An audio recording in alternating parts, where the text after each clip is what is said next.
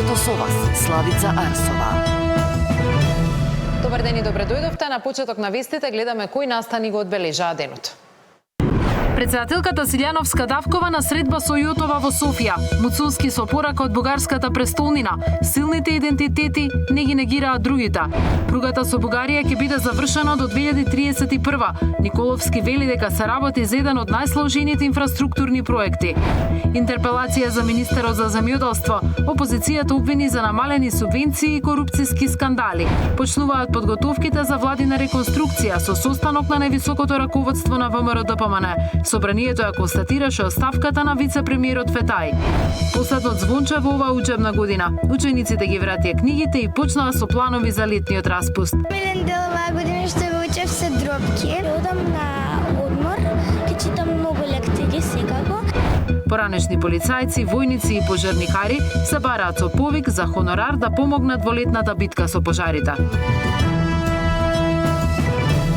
Овие вести сме во живо од Софија, каде во текот на ова попладне треба да се случи првата средба на председателката Гордана Силјановска Давкова со нејзината бугарска колешка Јотова. Останете со нас, почнуваат вести.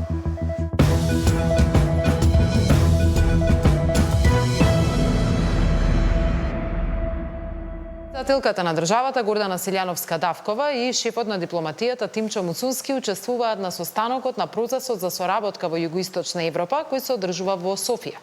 На маргините на денешниот работен ден, попладнево е закажана билатерална средба на македонската председателка со нејзината бугарска колешка Јотова. Од Софија во живо известува Ивана Соколович Најдова. Го очекуваме вклучувањето на Ивана, доколку ја имаме на линија. Да, Ивана, кога се очекува одржувањето на оваа средба и кои се пораките кои можеше да ги слушнеш во текот на денот? Ајде.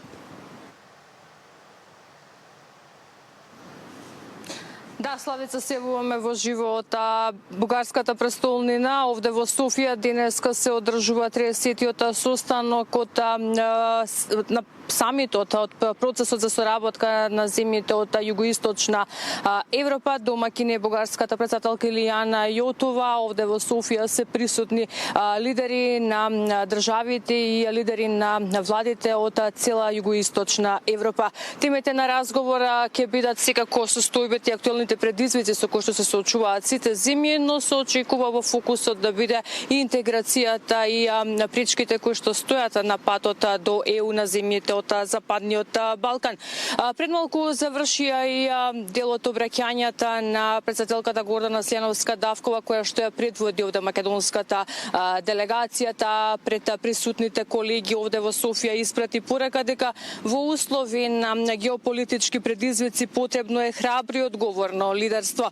Процесот на проширување порачала дека мора да се темели исклучиво на копенхашките критериуми, а спроведувањето на реформите да го диктира и темпото на самиот процес на пристапување. Пред малку имав можност да ги видам и пораките кои што ги упатила бугарската председателка Јотова. Во еден дел таа практично се осврнува и на односите со Македонија, велејќи дека ставот на Бугарија од секогаш бил дека земјите од Западен Балкан треба да бидат дел од европското семејство, но со исполнети критериуми, постигнати резултати од кои што главната задача е почитувањето на човековите права, алудирајќи на моментот за внесување на бугарите во македонскиот устав. Силјановска и Јотова овде во Софија треба да седнат на заедничка маса за отприлика 2 часа по македонско време, односно во 18 часот и 20 минути по бугарско време. Тие треба да остварат билатерална средба. Ова ќе биде нивна прва официјална средба како две председателки на држави. Средбата доаѓа во услови кога во Тиват ги слушнавме новите пораки од Брисел и оној нон-пейпер и предлог француско-германски околу начинот на пристапување на земјите и поволностите кои што се нудат. Каков ќе биде исходот? Сепак ќе останеме овде да ги почекаме нивните ставови, но во фокус на разговорите се очекува да бидат токму позициите на двете земји, особено по блокадата која што Бугарија ја поставува на патот на македонските интеграции. А воспоставување на диалогот е важен помеѓу двете земји, порача и министерот за надворешни работи Тимчо Муцунски, кој што е овде исто така во Софија и ќе ја придружува претседателката Силјановска Давкова на средбата со Јотова. Тој утрово имаше министерски состанок со своите колеги од земјите од југоисточна Европа и по завршувањето за македонските медиуми порача дека важно е да биде воспоставен таквиот диалог кој што досега недостасуваше. Многу повтори ставот и позициите на македонската држава и македонската влада дека не треба да се погази и преговорите за македонскиот идентитет и јазик не треба да воопшто да бидат тема на било какви разговори за пристапување кон Европската унија. Да слушнеме неговата изјава. Очекувањата се дека ќе почнеме да градиме, конечно ќе продолжиме да градиме тоа што се надевам го почнавме со мојата колешка пред неколку недели, се повеќе потребен дух на доверба, затоа што во моментот треба да бидеме искрени меѓу себе, а постои висок степен на недоверба од двете страни. И таа почнува по мене со една хистерија од минатото насочена кон создавање на негативна перцепција поврзана со нашата држава, а која што се прелеа и во внатрешната атмосфера кај нас. Ние сме заложник на една некоректна и непринципиелна блокада на нашиот европски пат. И тоа е она што сакаме да им го објасниме на нашите колеги во Бугарија. Никој нема интерес од ова што се случува во моментот. Губат двете држави економски, губат двете држави политички, губат и граѓаните, народите на двете држави кога се создава ваков тип на недоверба. И најлесниот начин на кој што ние можеме да се движиме напред и да ги решаваме нашите меѓусебни прашања, доколку Бугарија ги отвори вратите, дозволи да ги отпочнеме ние преговорите и да знаеме дека сите предизвици може да се решат, но да бидат принципиелни предизвици, а дека за прашања, ќе повторам, поврзани со историја, идентитет и јазик, оваа влада не е подготвена во ниту еден момент, ниту да преговара, ниту да разговара за нив. Ивана, јасно е дека фокусот во билатералните разговори овој пат е помеѓу двете председателки. Има ли некаква најава за повторна средба на министерот за надворешни работи со неговата бугарска колешка и дали се најавени некакви изјави по завршувањето на билатералната средба помеѓу Јотова и Силјановска Давкова? Така е, Цаци, состанок на министерско ниво помеѓу Муцунски и Чамова нема да има денеска во Бугарија. Тој вели дека поради набиената агенда во текот на денешниот ден невозможно да бидат организирани билатерални средби, но вели дека во текот на денешното пристигнување на овој министерски состанок разговарале и без да открие повеќе детали за што точно размениле ставови. Вели дека важно е да се разговара, дека приоритетот на регионот треба да биде целосна интеграција на Балканот практично во европското семејство. Како што кажа, в детали не сакаше да открие. Состанок за сега нема да има, како што кажа, останува на нивната средба од пред неколку недели во Шведска, каде што тие за прв пат седна на маса. Муцунски, како што реков, ќе придружува Силјановска Давкова на средбата со Јотова, па не е исклучено таму да има повторна средба заедничка со неговата бугарска колешка. По завршувањето на билатералната средба помеѓу двете председателки се очекува да го чуеме ставот од председателката Силјановска Давкова, најавена изјава за медиумите. Каков ќе биде исходот од денешната средба помеѓу нив двете, пренесуваме во следните вести.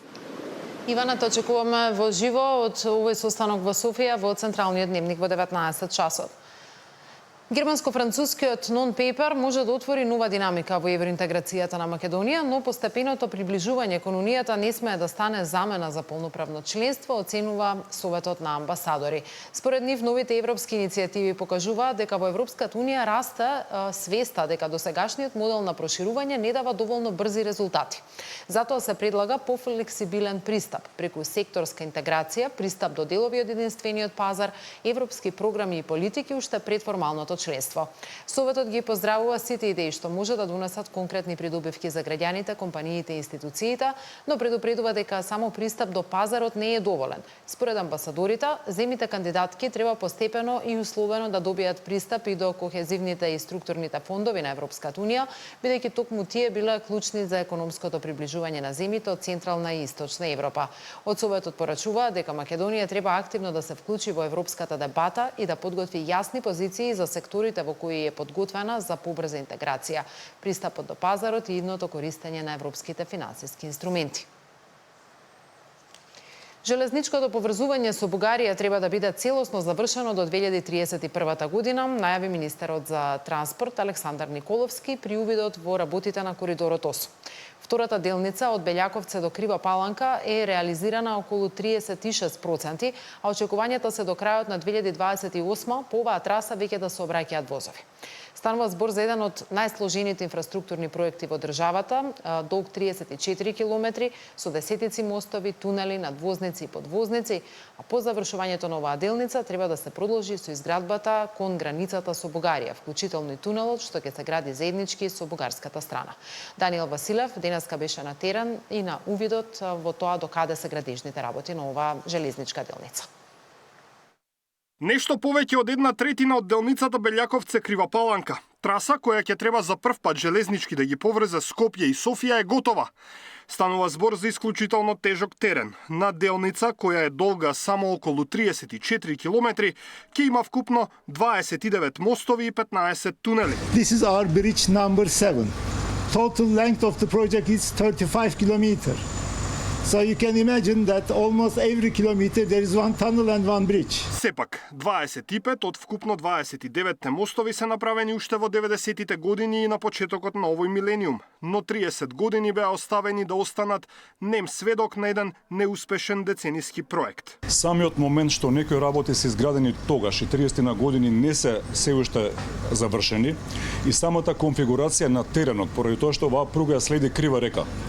Добар дел од трасата е на височина од 30 до 50 метри висина над реката и тоа го прави овој терен уште покомплициран за работа. На терен работат околу 400 работници, главно од Турција. Надлежните се оптимисти дека за 4 години од сега до Софија ќе можеме да патуваме со воз. За 2 години од сега, според најавите на надлежните, возови ќе движат по трасата Белјаковце-Крива Паланка. Веќе во 2031, доколку Македонија и Бугарија си ја завршат својата работа, двете држави за прв пат ќе се поврзат преку железница.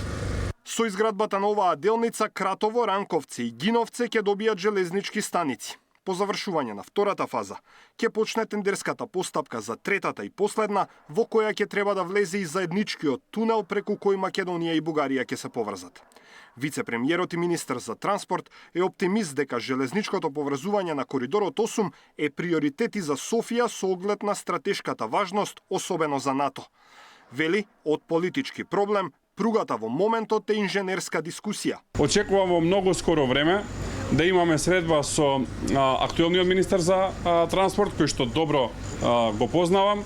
Претходно беше директор на контролата на летање на соседна Бугарија и ни помогна кога го имавме проблемот со радарот на Скопскиот аеродром, зашто сакам исто да се заблагодарам. Очекувам за скоро време да имаме средба и да утврдиме како одат активностите на нивна страна. Целта е во 2031 година се заврши од двете страни, затоа што точно е дека од Софија до Ѓоешево има железничка линија, но точно е дека на најголем дел од трасата треба да се гради нова или целосно да се реконструира постојната. Идејата за железничко поврзување меѓу Македонија и Бугарија е стара повеќе од 80 години. Проектот се активираше по самостојувањето на Македонија од Југославија, но од 2002 година наваму беше мртов проект.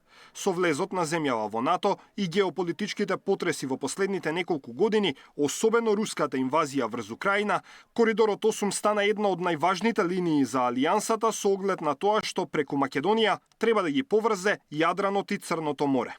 Освен трговската размена, оваа железничка линија би значила и побрз транспорт на воена опрема и трупи од Драч преку Скопје, Софија, Варна па се до Одеса.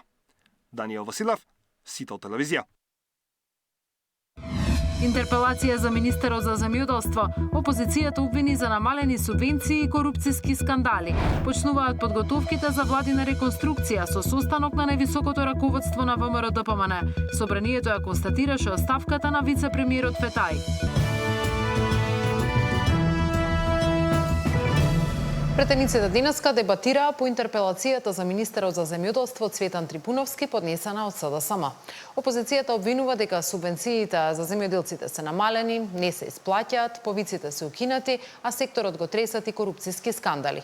Министерот и парламентарното мнозинство сметаат дека резултатите во земјоделието се далеку подобри од оние на претходната влада.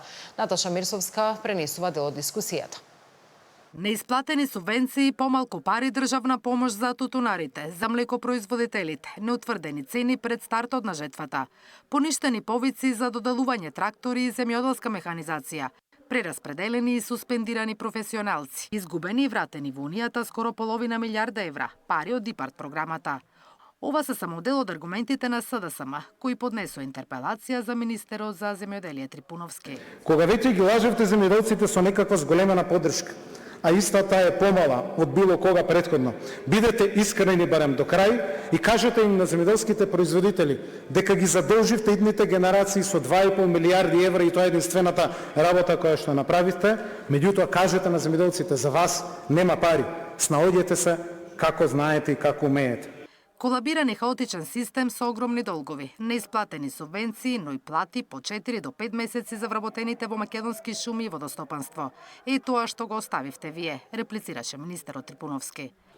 Во 2019 година Македонија се задолжила со 46 милиони евра пари од Светска банка за модернизација во земјоделството.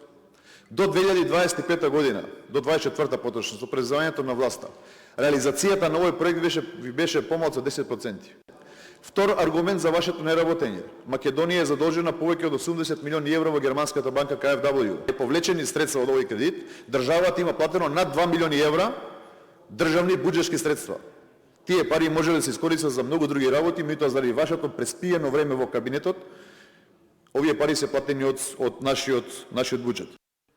Земјоделците никогаш не биле во полоша состојба. Барат средба со премиерот, бидејќи веќе не им уверуваат на министерот, велат од СДСМ. Оваа власт ветуваше земјоделска преодба, но по 2 години гледаме само скандали, гледаме корупција, гледаме блокирани европски средства.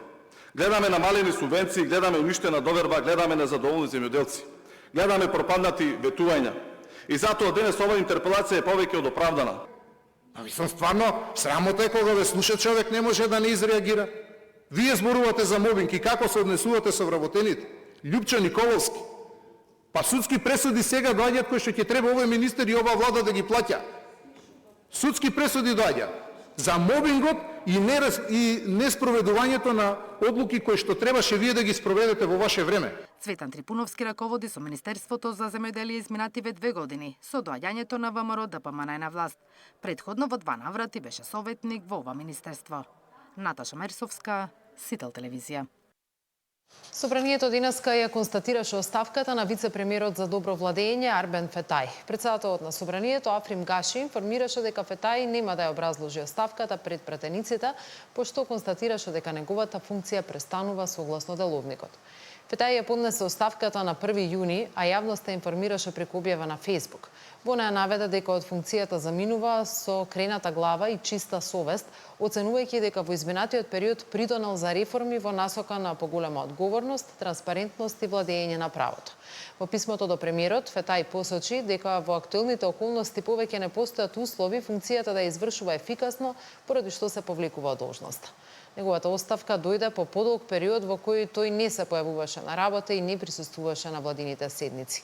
Премиерот претходно изјави дека Фетај му најавил и не се гледа во владата и дека планира да се врати во Брисел. Паралелно се очекува почеток на преговори меѓу владините партнери за реконструкција на владиниот состав. Премиерот пред 2 дена на брифинг најави дека разговорите ќе почнат по седниците на највисокото раководство на ВМРО ДПМН кои се закажани за вечерва. Незадоволство од асоциациите за игри на среќа, откако предлог законот за игрите на среќа и забавните игри се најде на дневен ред во собранието. Од АСОМ и АПИС предупредуваат дека законското решение ќе има сериозни последици врз индустријата, компаниите и вработените во секторот. На заедничка пресконференција представници на спортските обложувалници, автомат клубовите и казината побараа нивните забелешки да бидат земени предвид пред претениците да го донесат законот. Кажете не на овој деструктивен предлог закон за игрите на среќа и за забавните игри. Отфрлете го ова решение кое што ќе значи крај за легалната дејност и кое ширум ќе отвори вратата за сивата економија и криминалот. Овој предлог закон е свесна одлука една цела легална дејност да се доведе до сигурен банкрот, а повеќе од 10.000 директно вработени и десетици илјади вработени во другите придружни дејности да останат без приход и работа.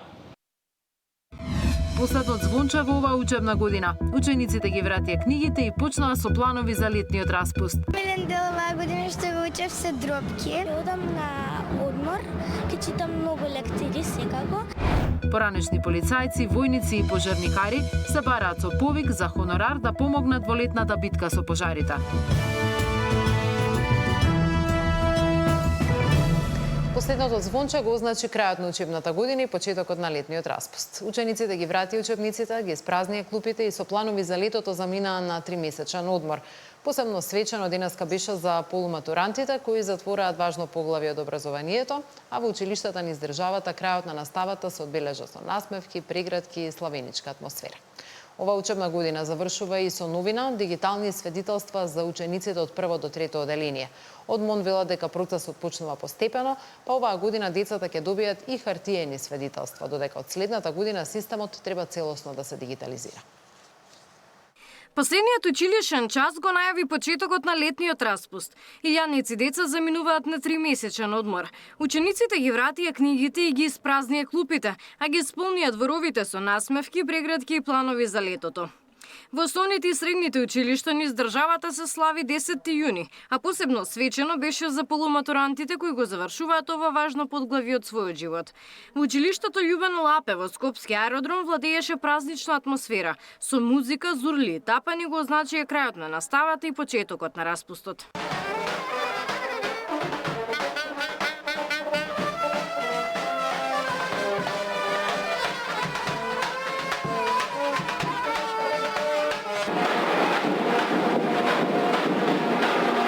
Денеска испративме околу 100 полуматуранти, завршуваат со едно поглавие од нивното школување.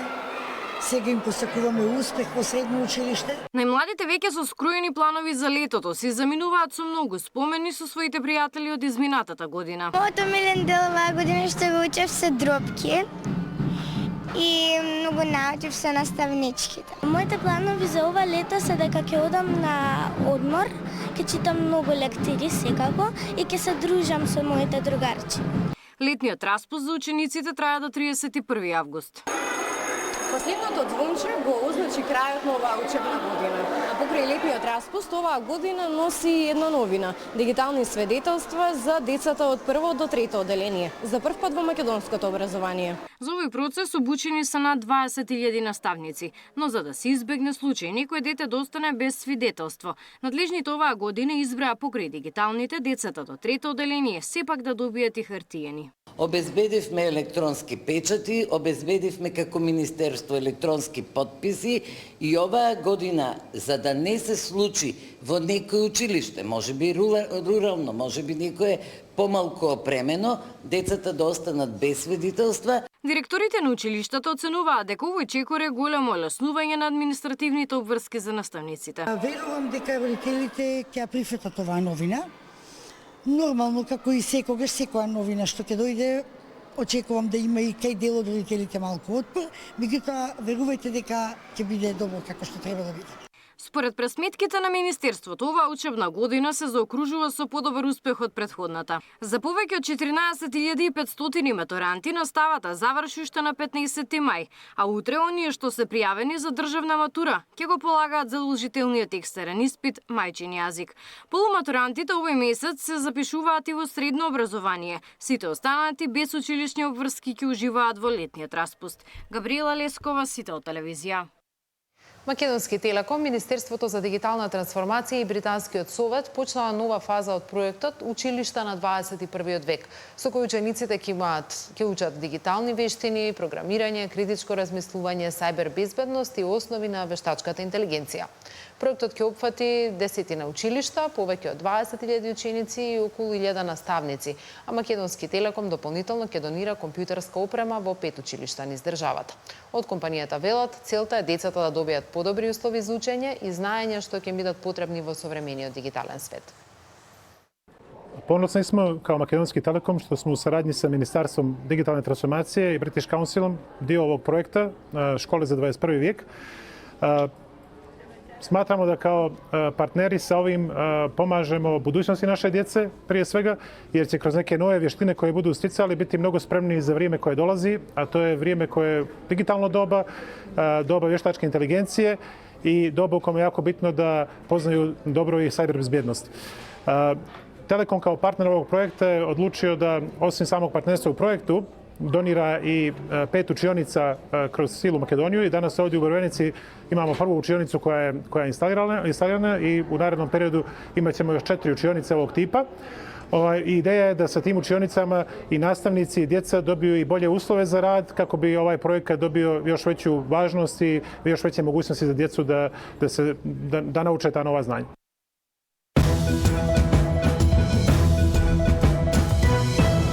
Каква оценка образовниот систем ја завршува учебната година? Кои предизвици остануваат за следната? Докаде е воведувањето на едносменската настава?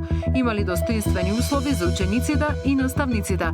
Тема на денот во 19 со министерката за образование и наука Весна Јаневска.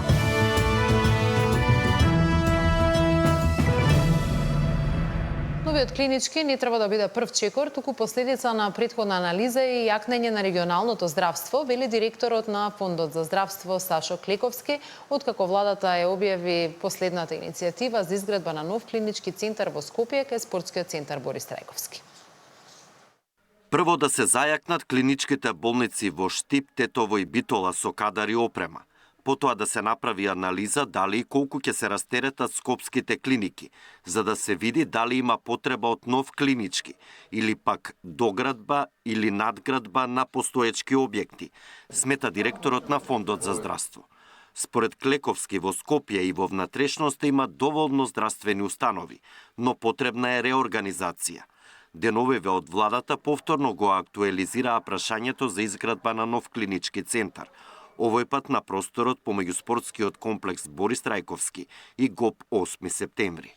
Да градиме комплетно нов во моментот, без да се завршени Тетово и Штип, мислам дека не е пожелно. Ако овие болници преземат од пациентите што доаѓаат во Скопје, ќе се намали притисокот во Скопје, тогаш треба да се види подобрата организација како да се постигне.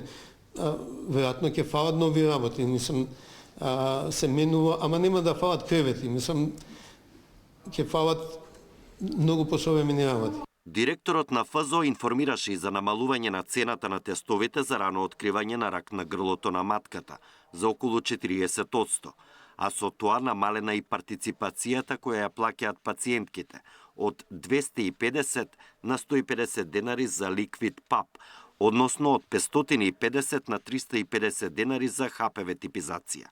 Целта, како што велат од фондот, е овие испитувања да станат подостапни за жените. Александар Динев, Сител телевизија. Дирекцијата за заштита и спасување бара 100 лица кои летово би се вклучиле во гаснењето на пожарите. Гледаме детали во продолжение. Дирекцијата за заштита и спасување бара 100 луѓе за времено да ги ангажира во текот на летото како возачи и оператори со пумпи и противпожарни метли. За својот 3-месечен ангажман со договор на дело ќе добијат вкупно 2150 евра. Повикот, како што објаснува првиот човек на дирекцијата, е само за поранешни полицајци, војници или пожарникари со најмалку 5-годишно искуство во службата, без разлика дали се пензионирани или пак од други причини го напуштиле работното место. И имат една друга особина, можеби не е вештина, тоа е да извршуваат наредби, бидејќи младите луѓе потребно време да се навикнат да извршуваат наредби, додека луѓе кои што работеле во полицијата со години, дали 5-10, особено оние кои што се пензионирале од полиција, од армија, за нив е лесно извршувањето на наредби, а понекогаш извршувањето, правилното извршување на наредби при гасење на пожари спасува човечки животи. Лицата кои ги бара дирекцијата ќе помагаат во справување со секаков вид на пожари во текот на летото. Возачите ќе управуваат со 40-тината пренаменети армиски возила. Останатите ќе работат со противпожарни пумпи, водни ранци и метли за гасење пожар. Во справувањето со летните пожари вклучени ќе бидат и 3 авиони на дирекцијата со 3 пилоти. 2 од авионите во моментов се на редовен сервис во Хрватска. Размислувам и во насока на набавка на нови трактори, вклучително еден двосет, со кој што ќе можеме обуката да ја вршиме овде во Скопје, нешто што е значително поевтино отколку она што сега го плаќаме како дирекција.